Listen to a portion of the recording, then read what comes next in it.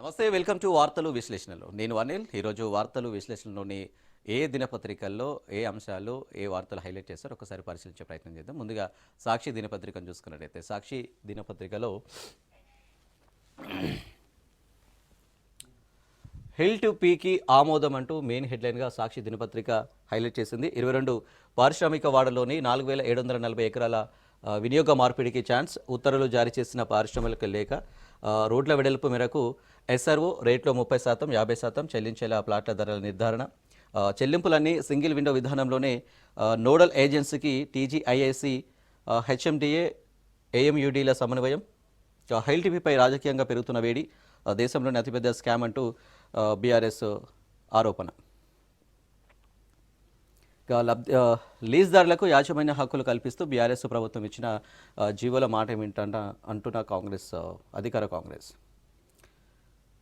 ఇక హైల్ టీపీకి ఆమోదం అయితే తెలిపింది. దాదాపు 22 పారిశ్రామిక వార్డులోని 4740 ఎకరాలకు వినియోగ మార్పిడికి అయితే ఛాన్స్ ఉండే అవకాశం అయితే కనిపిస్తుంది. ఇక దానికి సంబంధించి ఉత్తర్వులు అయితే జారీ చేసింది పరిశ్రమల శాఖ.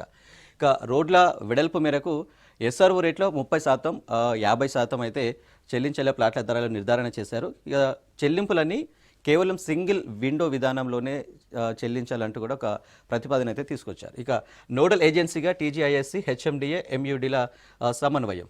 ఇక ఈ మూడు సమన్వయంతో నోడల్ ఏజెన్సీగా అయితే ముందుకెళ్లే పరిస్థితి ఉంది. అలాగా హిల్ టీపీపై రాజకీయంగా పెరుగుతున్న వేడి.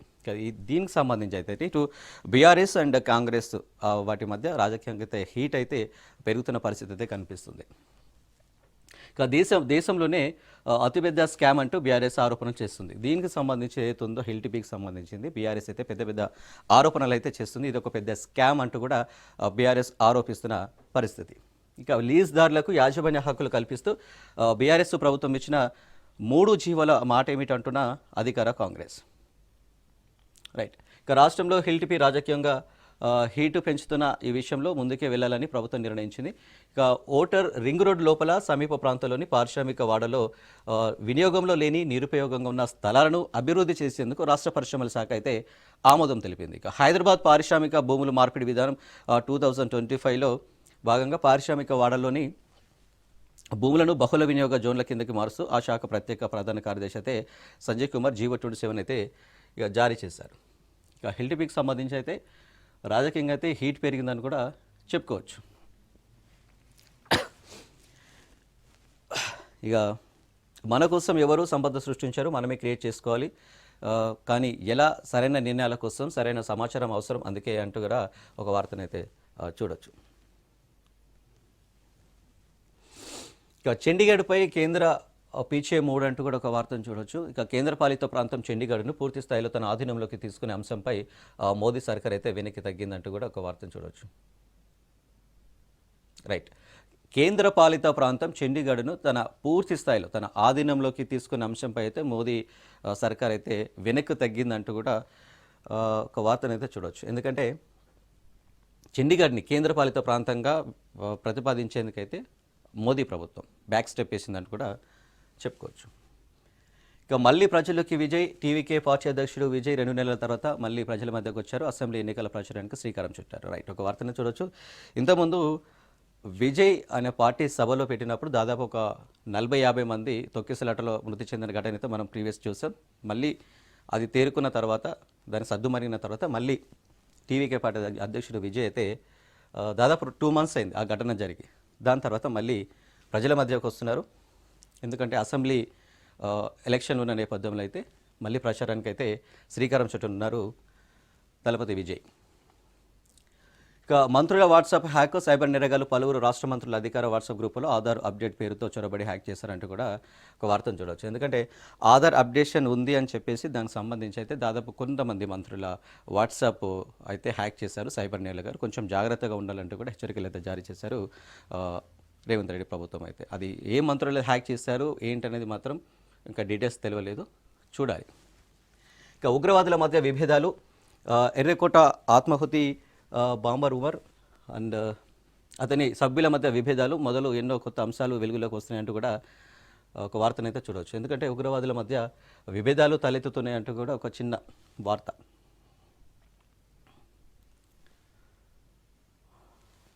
రైట్. ఇక భద్రతా మండలిలో సంస్కరణలు అత్యవసరం అంటూ కూడా మరో వార్త చూడొచ్చు ఆ, సాక్షి దినపత్రికలకి. అంతర్జాతీయ సంస్థలో మార్పులు తీసుకురావాల్సిందే, ఉగ్రవాదం వంటి కీలకమైన అంశాలపై ద్వంద్వ ప్రమాణాలకు తావలేదు. ఇక ఐబీఎస్ఏ సదస్సులో ప్రధాని మోదీ స్పష్టీకరణ. నేడు ప్రపంచ దేశాల మధ్య విభజనలు అడ్డుగోడలు కనిపిస్తున్న తరుణంలో మన కూటమి ఐక్యత సహకారం మానవతా సందేశాన్ని ఇస్తుంది. మూడు దేశాల మధ్య సహకారాన్ని మరింత బలోపేతం చేసుకోవడానికి ఐబీఎస్ఏ జాతీయ భద్రతా సలహాదారుల సదస్సు నిర్వహించారు. ఇక ఉగ్రవాదంపై పోరాటం సహకారం పెంచుకోవాలంటూ కూడా ప్రధాని మోదీ ఒక సూచన అయితే జారీ చేశారు. ఎందుకంటే భద్రతా మండలిలో సంస్కరణ అనేది చాలా అత్యవసరం, ముఖ్యమంటూ కూడా ప్రధాని మోదీ అయితే చెప్పుకొచ్చారు ఉగ్రవాదకు సంబంధించి. ఇక అంతర్జాతీయ సమస్యలు మార్పులు తీసుకురావాల్సిందంటూ కూడా ఉగ్రవాదం వంటి కీలకమైన అంశాలపై ద్వంద్వ ప్రమాణాలకు తావులేదు. ఇక ఉగ్రవాదం అయితే ఏదైతే ఉందో దానికి సంబంధించి అయితే ద్వంద్వ ప్రమాణాలకైతే తావు లేదు, మనం దాన్ని పటిష్టంగా ముందుకు తీసుకెళ్ళాలి అంటూ కూడా ప్రధానమంత్రి మోదీ అయితే చెప్పుకొచ్చారు. రైట్గా నేడు ఒక సీజీఐగా నేడు జస్టిస్ సూర్యకాంత్ ప్రమాణం చేయనున్నారు. సుప్రీంకోర్టు 53వ ప్రధాన న్యాయమూర్తి సీజీఐగా బాధ్యతలు. మొదటిసారిగా కార్యక్రమంలో పాల్గొన్న 6 దేశాల ప్రధాన న్యాయమూర్తులు. సీజీఐగా బాధ్యతలు చేపట్టిన తొలి హర్యానా వాసి. ఆర్టికల్ 370 రద్దు, భావ ప్రకటన స్వేచ్ఛ, పౌరసత్వ హక్కులపై ఇచ్చిన కీలక తీర్పులో భాగస్వామి. దాదాపు 53వ సుప్రీంకోర్టు ప్రధాన న్యాయమూర్తిగా అయితే సూర్యకాంత్ ప్రమాణం చేయనున్నారు నేడు. ఆయన ఒక సాధారణ కుటుంబంలో జన్మించిన వ్యక్తి హర్యానాలో. దాని తర్వాత అంచెలంచెలుగా ఎదుగుతూ సుప్రీంకోర్టు సీజీఐగా అయితే నేడు ప్రమాణ స్వీకారం చేసే అవకాశం అయితే కనిపిస్తుంది. ఇక ఈ ప్రమాణ స్వీకారానికి దాదాపు 6 దేశాల ప్రధాన న్యాయమూర్తులు అయితే పాల్గొననున్నారు. ఈరోజు సూర్యకాంత్ ప్రమాణం స్వీకారం చేస్తున్న నేపథ్యంలో ఇతను ఆర్టికల్ 370 రద్దు, అలాగే భావ ప్రకటన స్వేచ్ఛ, పౌరసత్వ హక్కులపై ఇచ్చిన, అలాగే లింగ మార్పిడి సంబంధించిన పలు కేసులలో భాగస్వామిగా పాల్గొన్న వ్యక్తి, కీలకంగా వ్యవహరించిన వ్యక్తి సూర్యకాంత్. సో అతను ఈరోజు ప్రమాణ స్వీకారం చేయనున్నారు. ఇక కొత్త డిస్కంపై యూటర్న్ సాధ్యం కాదన్న అధికారులు అంటూ కూడా మరో వార్తని చూడొచ్చు. కొత్త అప్పుల కోసం కొత్త డిస్కం ఆలోచన, రుణ సంస్థల కుదరడంతో వెనక్కి. ఇక కొత్త విద్యుత్ పంపిణీ సంస్థ ఏర్పాటుపై ప్రభుత్వం యూటర్న్ తీసుకుంది. నిర్దిష్ట అవసరాల కోసం అయితే దీన్ని ఏర్పాటు చేయడం సాధ్యం కాదని పంపిణీ సంస్థలు, ఇంధన శాఖలకు సంబంధించి అయితే ఒక వార్త చూడొచ్చు. దీనికి చెప్పాయి అంటే కొత్త డిస్కంపై యూటర్న్ తీసుకునే అవకాశం ఉందంటూ కూడా ఇంధన శాఖ తెలిపింది.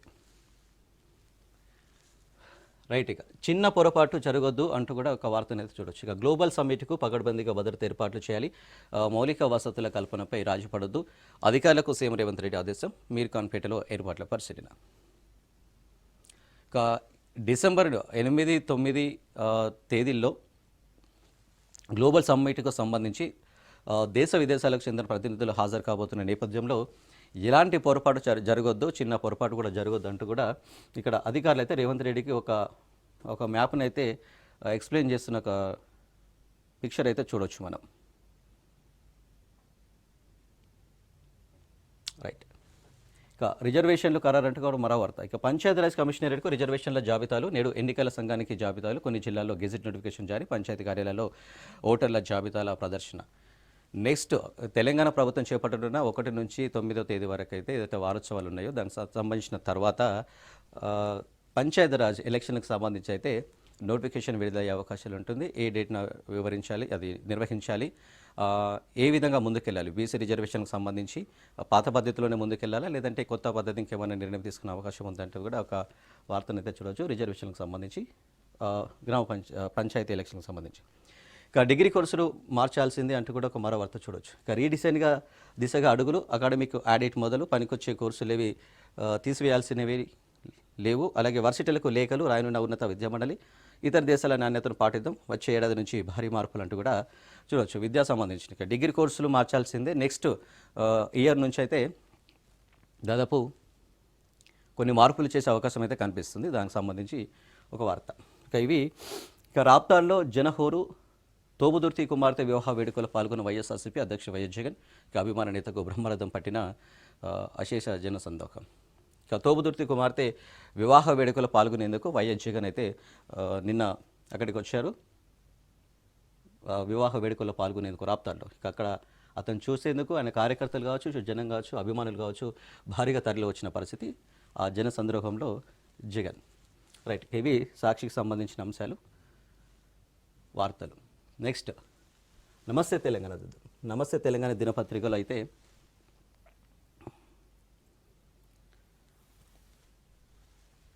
అడ్డకి పావుసేరు అగ్గవకే మేసేరు, ఇక భూ రీ పందేరం అంటూ కూడా మెయిన్ హెడ్లైన్గా అయితే నమస్తే తెలంగాణ హైలైట్ చేసింది. ఎందుకంటే చరిత్రలోనే అత్యంత చౌకగా భూములు కట్టపెట్టే యత్నం అంటూ కూడా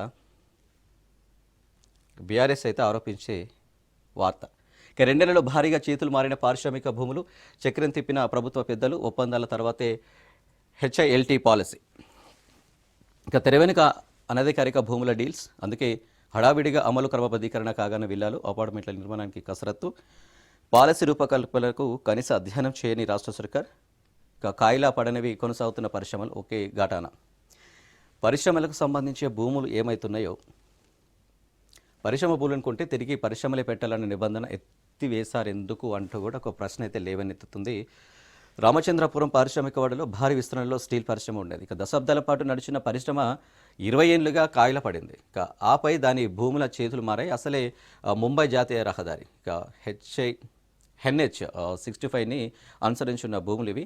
ఇక బహిరంగ మార్కెట్లో చదరపు గజం 1,50,000 2 లక్షల దాకా ఉంటుంది.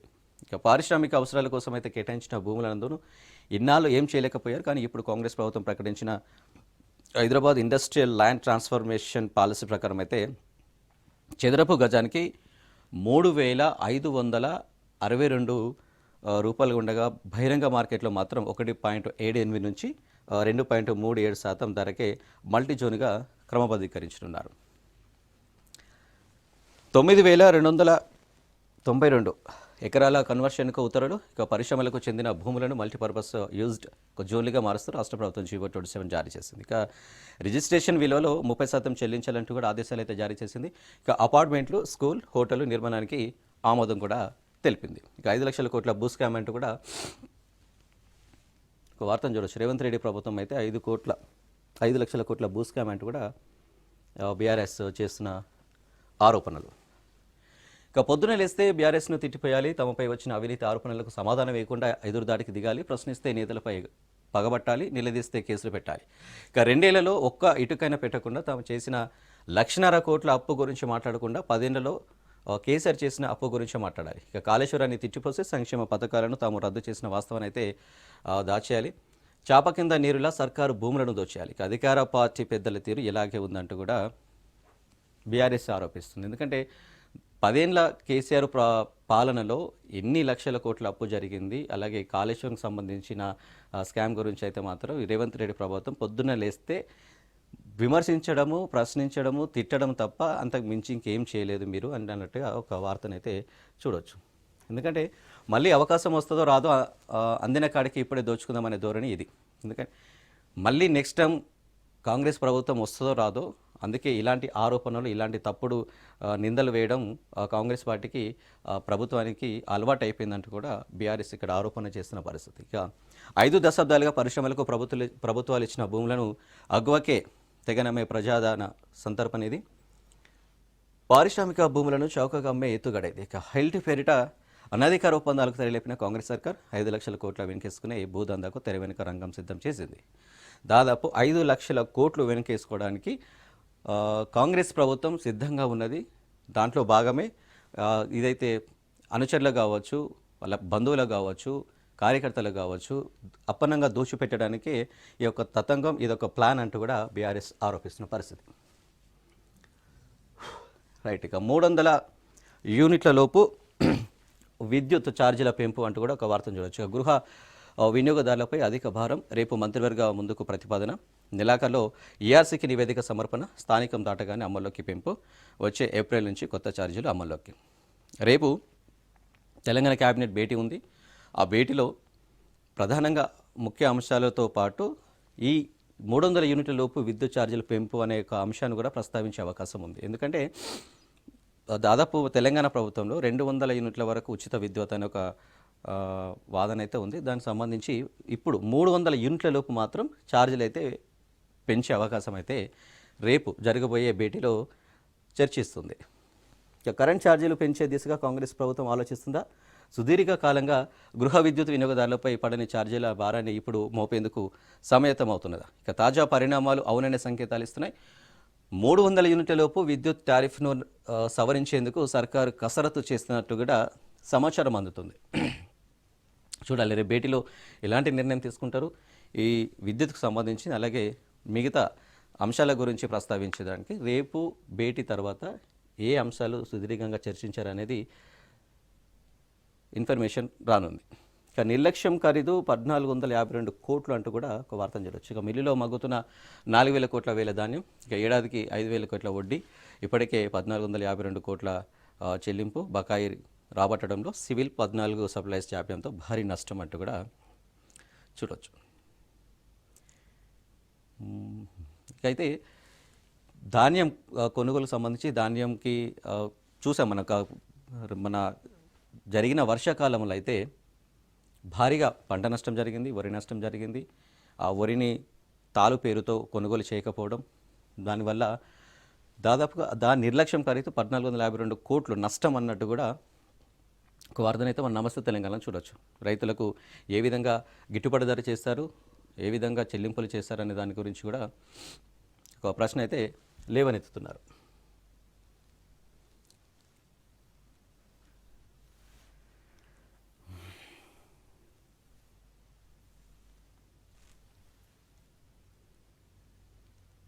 రైట్. ఇక బీసీ కోట బీఆర్ఎస్ కోట్లాట అంటూ కూడా ఒక వార్తనైతే చూడొచ్చు. హైదరాబాద్ తెలంగాణ భవన్లో నిన్న మీడియా సమావేశంలో మంత్రి తలసాని శ్రీనివాస్ యాదవ్, ఎమ్మెల్సీ దాసు శ్రవణ్, ఎమ్మెల్యే ముఠా గోపాల్, ఇట్లా బీఆర్ఎస్ నేతలు సుధాకర్, పల్లె రవికుమార్, రాజారావు యాదవ్ గురించి వీళ్ళు నిన్న ప్రెస్ మీట్ పెట్టి తెలంగాణ భవన్లో బీసీ కోట బీఆర్ఎస్ల కోట్లాట అంటూ కూడా, ఎందుకంటే తెలంగాణ మన కాంగ్రెస్ ప్రభుత్వం బీసీ రిజర్వేషన్లకి సంబంధించి అయితే అంశం అయితే దానికి నడుస్తూ ఉంది, దాని మీద ఇష్యూ అయితే దానికి సంబంధించి పట్టించుకోవట్లేదు. ఇప్పుడు మళ్ళీ స్థానిక సమస్యలకి ముందుకెళ్తుంది కాబట్టి మరి బీసీ రిజర్వేషన్ల మాట ఏంటంటూ కూడా దాని గురించి మేము బీఆర్ఎస్ కోట్లాడుతాం, దాని గురించి ఉద్యమం చేస్తామంటూ కూడా బీఆర్ఎస్ నేతలు కార్యకర్తలు చెప్తున్న పరిస్థితి. ఇవి నమస్తే తెలంగాణలోని అంశాలు, వార్తలు. నెక్స్ట్ వెలుగు దినపత్రిక చూసుకున్నట్టయితే వెలుగు దినపత్రికలోని అంశాలు మెయిన్గా పంచాయతీలో తేలిన రిజర్వేషన్లు అంటూ కూడా మెయిన్గా హెడ్లైన్ అయితే వెలుగు దినపత్రికలో చూడొచ్చు. గ్రామాలు వార్డుల వారీగా మండల ఆఫీసులో లిస్టుల ప్రదర్శన, నేడు హైకోర్టులో వాదనలు. ఇక పంచాయతీ ఎన్నికలకు సంబంధించిన కేసు ఈరోజు విచారణ చేపడుతున్నారు. ఇక ఎన్నికలు జరిపేందుకు సిద్ధంగా ఉన్నామని, పంచాయతీలో 50% రిజర్వేషన్లు ఖరారు చేసి జీవోలు కూడా ఇచ్చామని న్యాయస్థానం దృష్టికి పిఆర్ ఆర్డీ శాఖ తీసుకెళ్లనుంది. ఇక రాష్ట్ర ఎన్నికల సంఘం కూడా ఎన్నికల నిర్వహణకు సంబంధించిన కసరత్తు పూర్తి చేశామని, ఇటీవల ఎన్నికల సన్నద్ధతపై ప్రభుత్వ ప్రధాన కార్యదర్శి, డీజీపీ, కలెక్టర్లు, జిల్లా ఎన్నికల అధికారులతో వీడియో కాన్ఫరెన్స్ నిర్వహించారు. ఇక కోర్టు ఆదేశాలకు తగ్గట్లు ఎన్నికలు నిర్వహిస్తామంటూ కూడా చెప్పనుంది రేవంత్ రెడ్డి ప్రభుత్వం. పంచాయతీ ఎన్నికలకు సంబంధించి అయితే ఒక ఆ కేసు ఈరోజు కోర్టులో విచారణ జరగనుంది. ఎందుకంటే ఎలాంటి తీర్పు వెలువడనుండి రిజర్వేషన్లకు సంబంధించి కావచ్చు, ఎస్సీ ఎస్టీ బీసీ మైనారిటీ కోట కావచ్చు,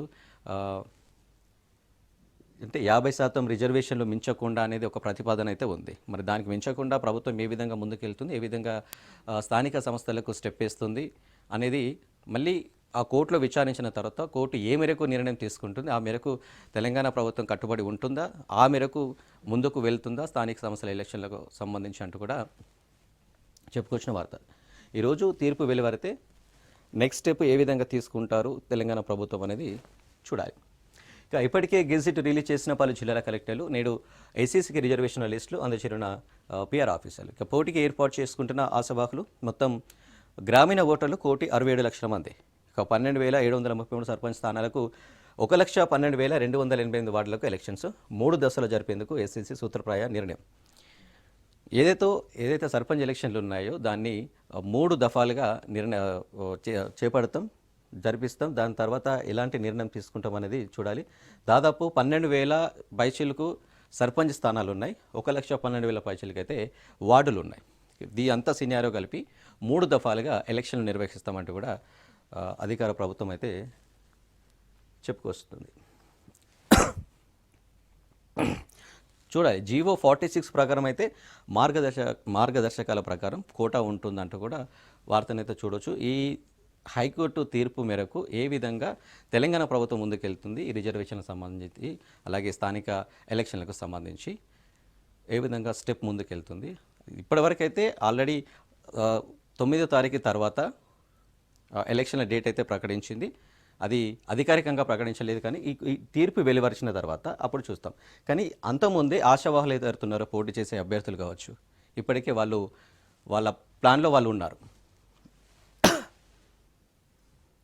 ఇక మంత్రుల వాట్సాప్ గ్రూపుల్లోకి హ్యాకర్లు అంటూ కూడా మరో వార్తను చూడవచ్చు. ఇక ఏపీకే ఫైల్స్ పంపి హ్యాకింగ్ యత్నం.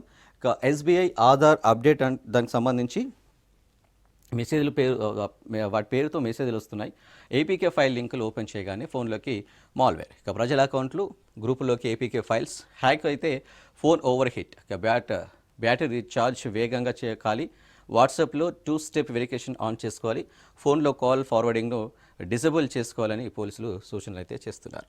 ఎందుకంటే ఎస్బీఐ ఆధార్ అప్డేట్ అనే ఒక పేరుతో అయితే మెసేజ్లు వస్తాయి. ఆ మెసేజ్లు క్లిక్ చేస్తే మాత్రం ఏపీకే ఫైల్ లింకులు ఓపెన్ చేయగానే ఫోన్లోకి మాల్వేర్ అనేది మాత్రం ఎంటర్ అవుతుంది. దాని తర్వాత ప్రజల అకౌంట్లోకి గ్రూప్లోకి ఏపీకే ఫైల్స్ వెళ్ళి హ్యాక్ అయ్యి వాటిని హ్యాక్ చేసే టైంలో బ్యాటరీ ఛార్జ్ వేగంగా ఖాళీ అవుతుందంటూ కూడా కొన్ని సూచనలు అయితే సైబర్ క్రైమ్ వాళ్ళు అయితే మనకు చెప్పుకొచ్చారు. పోలీసులు కూడా కొన్ని సూచనలు చేశారు. ఫోన్ కాల్ ఫార్వర్డింగ్ను డిజేబుల్ చేసుకోవాలంటూ కూడా కొన్ని దీంతోపాటు ఇంకా కొన్ని కొంచెం అలర్ట్గా ఉండాలి. దాంతోపాటు ఫోన్ కూడా చెక్ చేసుకోవాలంటూ కూడా కొన్ని సూచనలు అయితే జారీ చేశారు. ఒకవేళ ఫోన్ హ్యాక్ అయితే ఎలా ఫిర్యాదు చేయాలంటూ కూడా దానికి కూడా సంబంధించి మంత్రుల వాట్సాప్ గ్రూపుల్లోకి హ్యాకర్లు చొరబడ్డారని తెలియడంతో రాష్ట్ర cyber security bureau cyber crime పోలీసులు అలర్ట్ అయ్యారు. ఏపీకే ఫైల్స్ వస్తే ఎట్టి పరిస్థితుల్లోనూ ఓపెన్ చేయదు అని హెచ్చరిస్తున్నారు. ఎన్సీఆర్బీ పోర్టల్తో పాటు స్థానిక పోలీస్ స్టేషన్లో ఈ తరహా ఫిర్యాదులు అందుతున్నాయని తమ దృష్టికి వచ్చిందంటూ కూడా చెప్తున్నారు. ఒకవేళ ఇలాంటివి వస్తే మాత్రం cyber crime reporting toll free number ఉంది కదా 1930కి అయితే కాల్ చేయాలి. లేదంటే రిజిస్ట్రేషన్ కోసం ఒక నెంబర్ అయితే ఇచ్చారు, ఆ నెంబర్కి రిపోర్ట్ చేస్తే చర్యలు తీసుకుంటామంటూ కూడా పోలీసులు కొన్ని సూచనలు అయితే జారీ చేశారు. ఇక డీసీసీ పోస్టులో బీసీలకు 16, ఓసీలకు 6, ఎస్టీలకు 6, ఎస్సీలకు 5, మైనార్టీలకు 3 అంటూ కూడా ఒక వార్తను చూడొచ్చు. ఇక పార్టీ జిల్లా అధ్యక్షుల నియామకాల్లో కాంగ్రెస్ సామాజిక న్యాయం, బడుగు బలహీన వర్గాలకు ప్రాధాన్యం. ఈసారి వెలుమలకు దక్కని ప్రాతినిధ్యం, ఆ వర్గంలో అసంతృప్తి అంటూ కూడా చూడవచ్చు. ఇక డీసీసీ చీఫ్ పోస్టులు అయితే దాదాపు బీసీలకు 16 అయితే ఉన్నది, ఎస్సీలకు అయితే 6, ఎస్టీలకు అయితే 6, ఓసీలకు 6, ఇక మైనార్టీలకు 3. కానీ ఈసారి వెలమలకు మాత్రం ఈ డీసీసీ అధ్యక్ష పదవులు అయితే మాత్రం ప్రాతినిధ్యం దక్కలేదంటూ కూడా ఆ వర్గంలో చాలామంది అసంతృప్తి వ్యక్తం చేసిన పరిస్థితి. రైట్, ఇక తెలంగాణ రైజింగ్ సమ్మిట్కు గ్రాండ్ ఏర్పాట్లు అంటూ కూడా మనం అన్ని దినపత్రికల్లాగానే వెలుగు దినపత్రిక కూడా చూస్తాం. ప్రపంచవ్యాప్తంగా ప్రముఖులు హాజరవుతారు. ఏ లోటు రాకుండా సౌకర్యాలు కల్పించాలి, అధికారులకు సీఎం రేవంత్ రెడ్డి ఆదేశం. పోలీసులు లేనులను అనుమతించదని స్పష్టీకరణ. సమ్మిట్ ఏర్పాట్లపై క్షేత్రస్థాయిలో పరిశీలించాలంటూ కూడా వార్తనైతే చూసా. ఇక ఇవి వెలుగు దినపత్రికలోని అంశాలు, వార్తలు. ఇక ఈరోజు వార్తల విశ్లేషణలోని ఏ దినపత్రికలో ఏ అంశాలు హైలైట్ చేశారో మనం ఇప్పటివరకు ఎక్స్ప్లెయిన్ చేసాం సాధ్యమైనంత వరకు. సో ఇవి ఇవాల్టి వార్తలు విశ్లేషణలు. నెక్స్ట్ న్యూస్ బులెటిన్ ప్రసారం అవుతుంది, చూస్తూనే ఉండండి రాజ్ న్యూస్.